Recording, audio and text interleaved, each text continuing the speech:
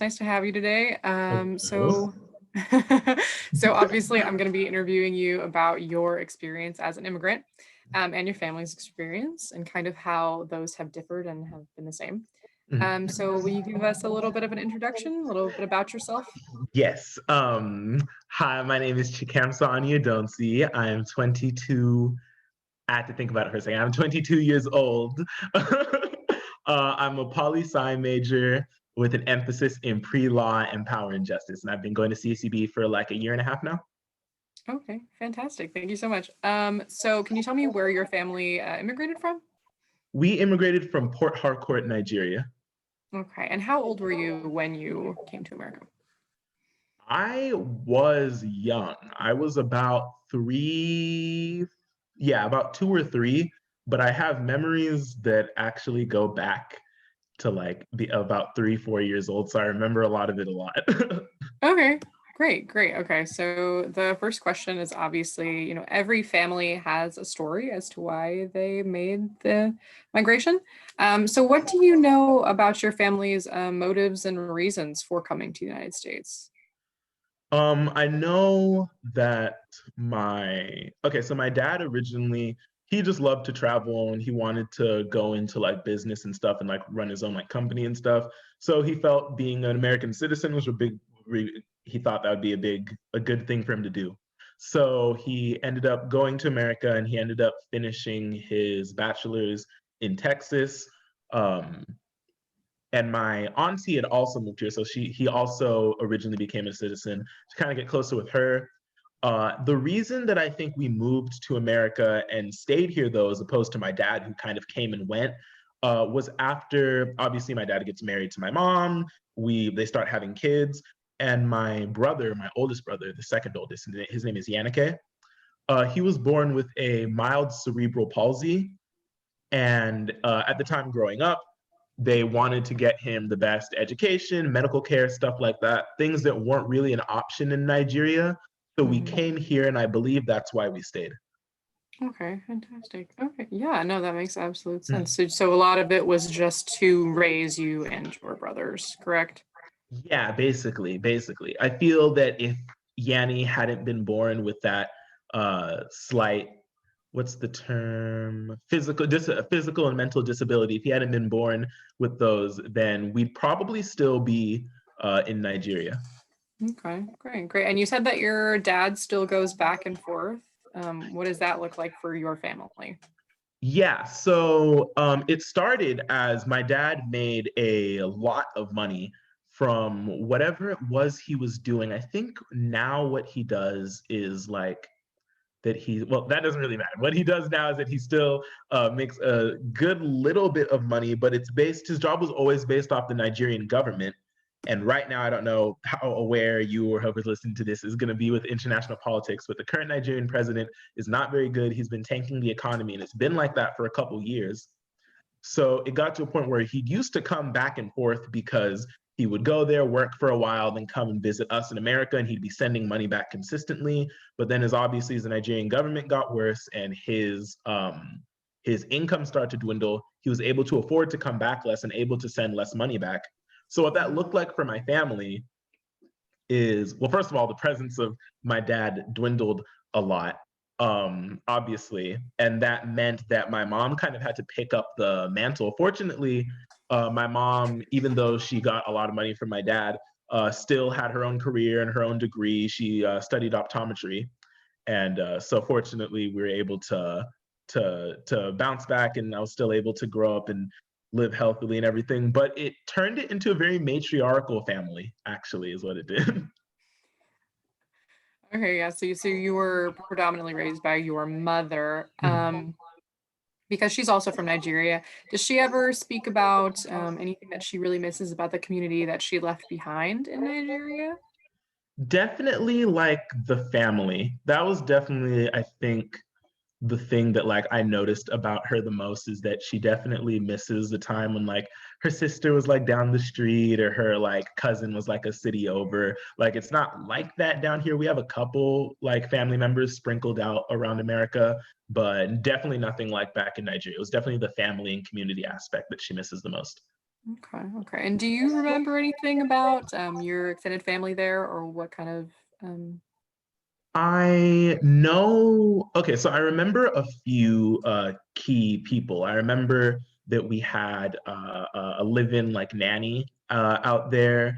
Her name was Patience, and I called her Auntie Patience. And she was very nice. I remember that she would sometimes bring her family over, and we would like all make them dinner. It wouldn't even sometimes she wouldn't even really have to ask. It was just like, oh, it's Patience's family is here.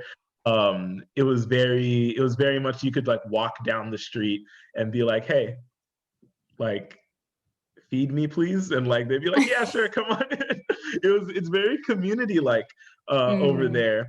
And so that was a big thing for yeah, that's what I remember the most, is that there was always family around. There were always friends nearby. I was always calling somebody auntie or uncle, because it's like you don't call them by their first name, and calling them Mr. and Mrs. is a little too formal. So it's like, hi auntie, hi uncle. You maybe never see that person again, but you're calling them auntie and uncle. That's how close knit people were over there. Yeah, I know, a lot of familiarity, a lot of like Hmm. that collectivist idea of your community.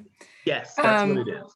yeah, yeah, absolutely. So, thinking about how, you came when you were very young and, your mother was obviously fully grown, had her own career. Well, how do you think your experience as someone who immigrated at such a young age differed from that of your parents? Hmm. I know that's very broad. No, you're good. You're good. Okay, so my immigration experience, I almost want to say that I don't have one. Mhm, Like I almost don't have an immigration experience, at least in the means of like actual travel. One thing, and like I said, is I'm gonna dip into that poli sci degree that we dipping out the bands for. So I'm gonna dip into that. So I'm gonna dip into that real quick. Is that my immigrant experience is so much more different than so many, because there were a lot of intrinsic advantages that I had that a lot of other people don't have when they immigrate, just from the nature of where they're from, too. Like a person that immigrates from a Spanish speaking country obviously already has a big disadvantage, because odds are they don't speak English, as opposed to mhm, Nigeria, that has been partially colonized, that I grew up with English being my first language, and that my parents had English as basically their second language. mhm, My family was wealthy in Nigeria. Like I said, my dad had a good job, and my mom was studying to become an optometrist. So we came here on a plane off of like legal paperwork, and slowly over the course of a couple of years became citizens. And that's an immigration experience that a lot of people uh, will just honestly never experience. It's very idyllic. It requires acknowledgement of a lot of privilege and a lot of advantages that I had just due to the circumstances of my birth that other people won't have. So that's mhm. why I say I don't truly feel that I have an immigrant experience. Immigrant experience, at least not in the way that we think about it politically today, Mhm. especially with Latin American immigrants. Mhm. So, so do you think that because of your sort of status of being an immigrant and being like second generation, Mhm. without all of those, I guess, obstacles that some people might face, with the Mhm. language barrier, with maybe being undocumented, do you feel like you've ever experienced that stigma at all, or is that something that you've been lucky to kind of have avoided? So that's actually something that's also very interesting about being a Black immigrant specifically, is that a lot of people don't always clock that I'm an immigrant immediately. Most of the time, when I tell people that I'm an immigrant, I have to tell them myself. That's because, and this is completely different, so I'm going to be very brief on this point, is because Black culture is very like disseminated. Like you can pull two, three Black people off the street. They can have ties from East Africa, North Africa, West Africa, and none of them have any clue, because obviously due to the impact of slavery, that part of their culture was taken from them. So most people, even other Black people, see me and they assume I was probably born somewhere in America, especially because I don't have an accent at all. So I will say, on terms of discrimination, there have been times though when I've like told people like, oh yeah, I'm an immigrant. And for, let's say, more people that think more conservatively, the first thing they'll be like, so are you like illegal? And I'm like, I'm a citizen of the United States and Nigeria. Yes, like, you know, so they have to do that little vet, you know, they ask you, are you like on a visa, like on a citizen. Yeah, yeah. like, but that's another thing, like it shouldn't like it just really shouldn't matter. It makes me so upset. Like I feel that when I do talk to people who are immigrants and they are undocumented, I have to almost preface and be like, I am documented. Like my experience is not yours, not because like I feel like my experience is better than theirs, but because I don't want to invalidate their experience, because them being undocumented is obviously obviously is so much more difficult than like my immigrant experience immediately, just off of that one very, very important detail. Yeah, and that idea also that African culture is so disseminated, but it's also viewed by a lot of people as very much a monolith. And so yeah, I feel like you must experience this interesting overlap of the stigma around being an immigrant when you do Mhm. reveal it, and also the stigma of just being a Black man in America, Mhm. And especially it's right now. yeah, oh yeah.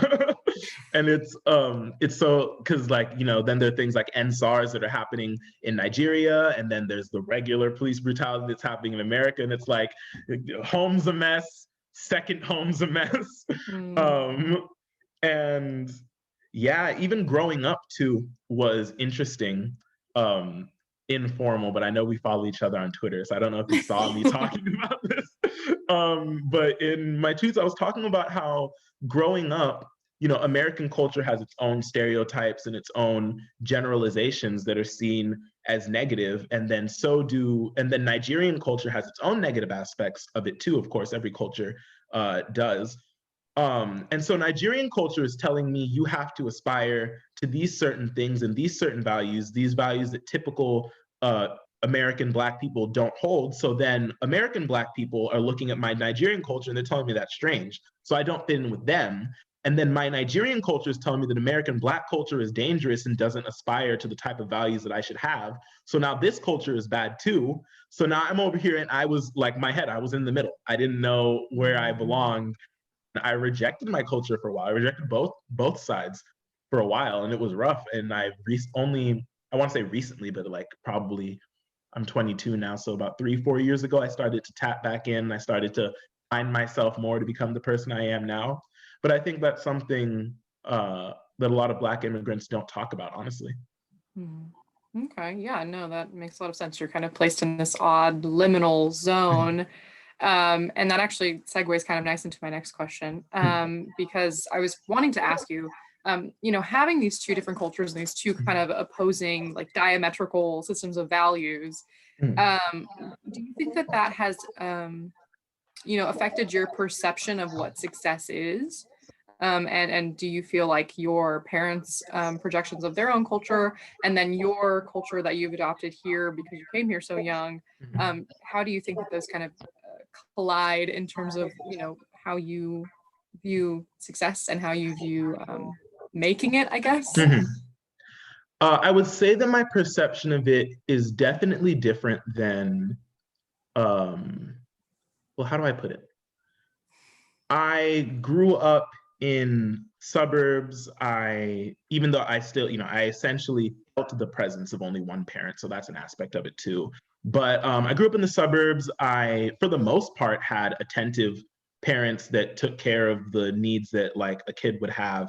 And I didn't have to worry about things that like a lower income family with fewer like close familial ties might have. So I feel like that changes my perspective of what is making it, because there weren't certain external things that were directly inhibiting my success. Because I feel like in terms of like American Black culture, systemic racism, generational poverty, generational trauma, very heavily so impact what their view of making it can be. Because for a lot of Black people that I've met that are from like the east side of Bakersfield, the lower income areas, who their idea of making it is just making enough money to support them and their family.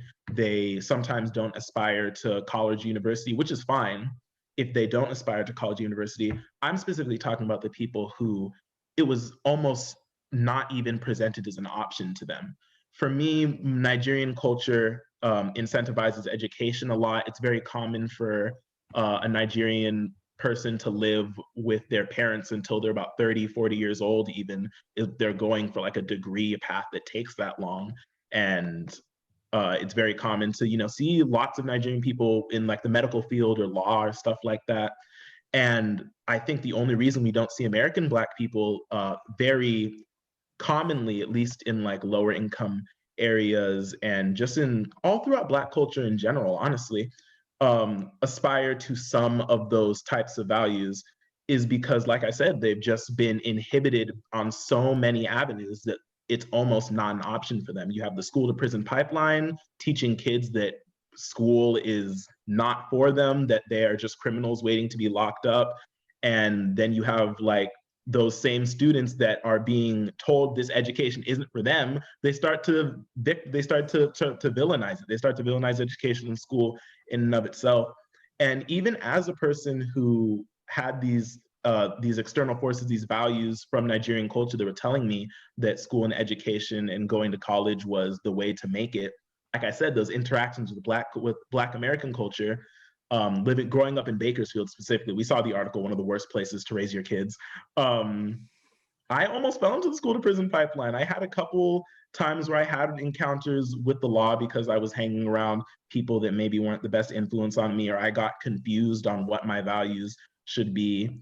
And I think that really just that intersection between Nigerian culture and American Black culture really influenced my values now, because my values are very much so tied on not getting a degree, not finding my my career through that degree, or even making a ton of money. Not saying that I don't want to make money or that I don't want my degree or that I don't want to be a lawyer. But right now, I think that all of those things and seeing how people can get hurt so much by things they can't control, and how these expectations can really weigh you down and just turn you into something that you're genuinely not. I think right now my biggest goal and what I want right now is to be happy, and I want to help people. And I think that's what all of this has really taught me. Being an immigrant, seeing all the different sides of Black culture and immigrant culture, is I just really want to help people and I want to be happy myself. If that means I'm making $100,000 a year, if that means I'm making $40,000, $30,000 a year, as long as I'm not like starving and I have a roof over my head and I can go to sleep and wake up with a smile on my face the next day, I think I'm good. That's awesome. Yeah, that's really nice. Well said. I Thank you. It's wanted a to long ask one. you. Sorry. No, you're fine. I wanted to ask you though, having seen that kind of intersection, do you think that that's part of what has propelled you to want to pursue law and political science? Yes, actually.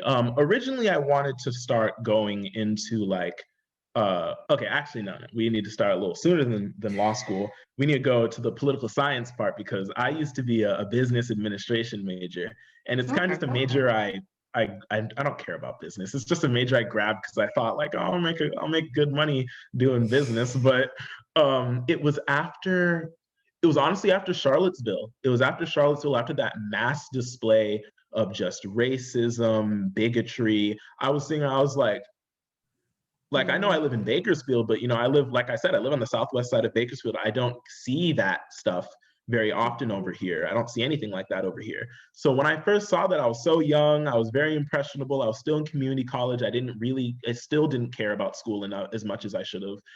And I saw that and I was like, there are people like that out there, that like those aren't just cartoon characters that like I see on like Twitter, or like some like conservative MAGA Trump supporter or whatever screaming at like Black people. It's like those are real people that like actually want me dead, and I need to know more about how this entire political climate works more than them. I need to be keyed in and tapped into everything that's going on, so that I can make sure I'm armed with knowledge I can't physically prevent anything that they're going to do to me, but I need to understand the policy that they're actively using to make me and my community weaker.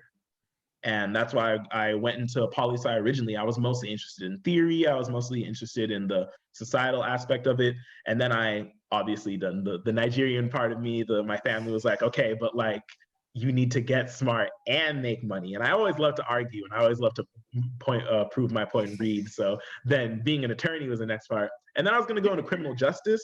But then I was like, I really don't want to defend people who have done terrible things, and I have to go up there and lie about the terrible things they've done, or I don't know if I can mentally handle being around all of that trauma all the time. Like, I don't think I have the heart for it. Like, I have so much respect for people that do, but I cannot personally. So I was thinking about what my other options were.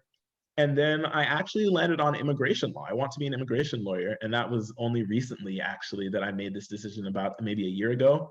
And I was like, it'll keep me closer to immigration activism. It will keep me closer to helping people that need it. And I can hopefully meet people like Black immigrants like me that maybe haven't had it as fortunate, and maybe I can help them out and make their lives just a little bit easier. Yeah. I remember having this conversation with you, which is kind of why I've steered the conversation in that way. You got it. Good interviewer. No, it's a very interesting like overlap, and it's really great that you do want to give back to people who maybe have had it a little bit more difficult than you in terms of your immigration experience and the hardships that they faced, and that's really great. I think it's a really excellent way that you plan on leveraging the knowledge that you have. Thank you. And the experience you've been able to have. So thank you so much. Anytime. Oh, is it the end? Yes, it's the end. So thank you for watching, everybody. For letting me interview you.